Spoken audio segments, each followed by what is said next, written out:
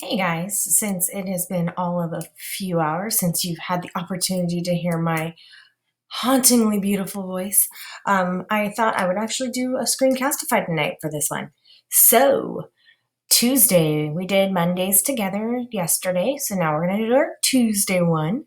Which word from Monday's list means unable to read or write? So I have to go back to my Monday list and figure out which of these words means unable to read or write. I don't know if you remember from talking yesterday, but I did describe to you that the word illiterate means unable to read or write. And we know ill means not or no. And literate, if you think of literature, we think of reading. So not reading, not able to read. So that's illiterate. In this box here, we're writing the past tense verb of drink. The kids only drink water at meals. The kids only drank water at meals. Drink is the past tense of drink. Remember that it's not drinked. Unfortunately, in the English language, there are always exceptions to all sorts of rules. And in this case, we don't just add ed, we actually have an irregular verb. We're looking for simple, compound, or complex sentence. So here again is one of the reasons I wanted to do a screencastify for you, because I want to remind you of what a simple, compound, or complex sentence is. This is something that we worked for a little while at the beginning.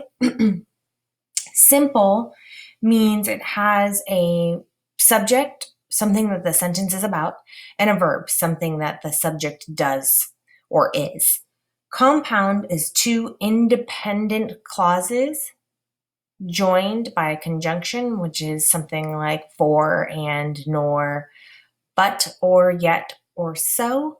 There are others as well, such as therefore, henceforth, however, but we don't use those quite as often, or at least not until we get into our more scholarly type writing.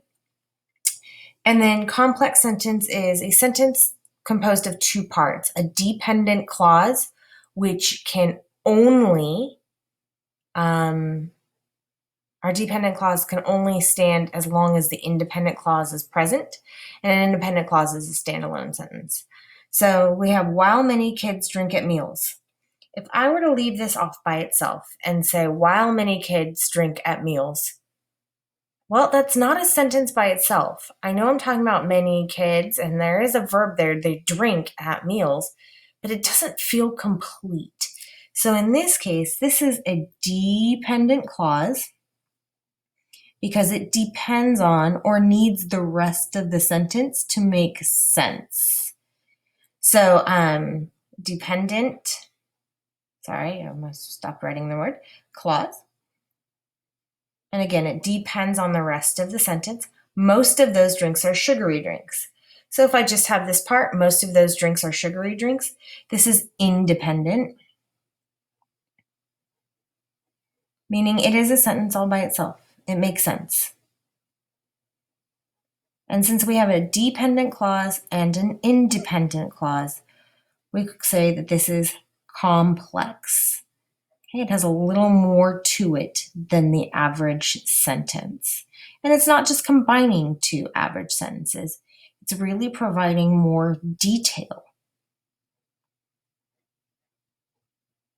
All right, so that's complex. Correct the sentence, 60. Oh, goodness, 60. Yes, maybe as a kindergartner you felt that 60 sounded like a D and not a T. Unfortunately, that is one of those things in the English language we don't necessarily take the time to pronunciate or enunciate. So in this case, we have a capital S. It's 6T. Sometimes we don't do that because if we say 6T, kids think we're talking about 16. So 60% of your body.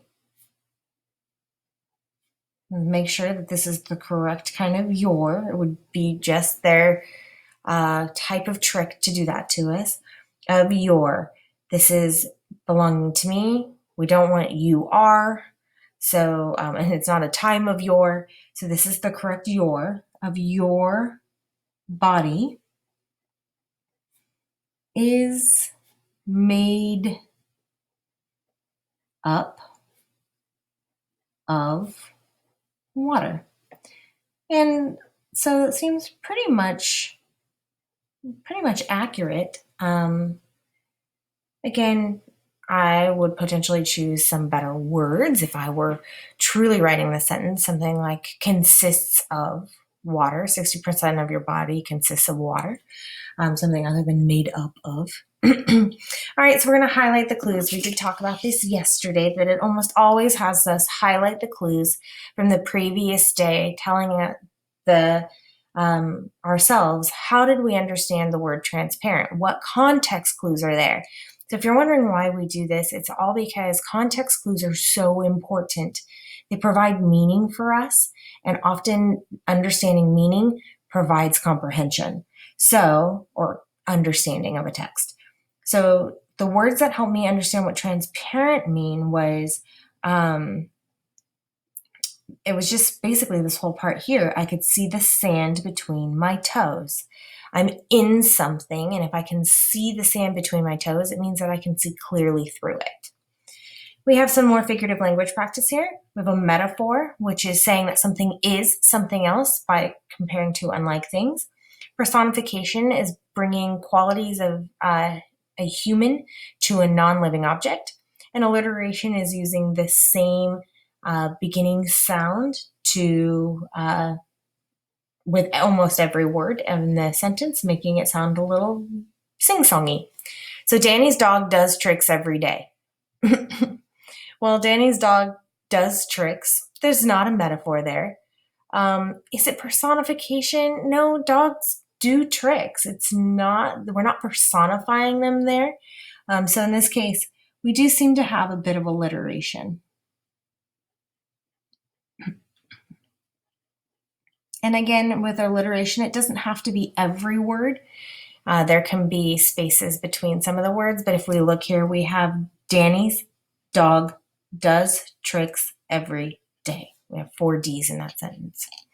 Write your own hyperbole. Oh gosh, one of my favorites, and I sometimes use this. I'm so hungry.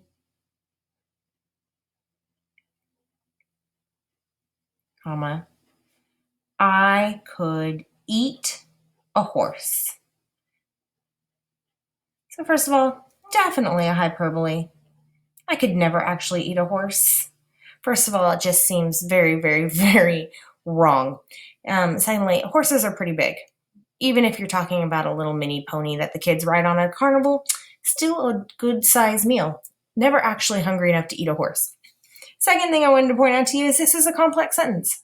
It seems like a simple sentence, but it's complex. I'm so hungry could technically stand on alone, but you can tell it's incomplete. It sounds like it's needing to go further. I'm so hungry, I could eat a horse. And I could eat a horse is obviously a sentence all of its own. So there you go. That is our weekly language review for Tuesday. I'll see you tomorrow night for more. All right, let me get this all closed out for us. Yes.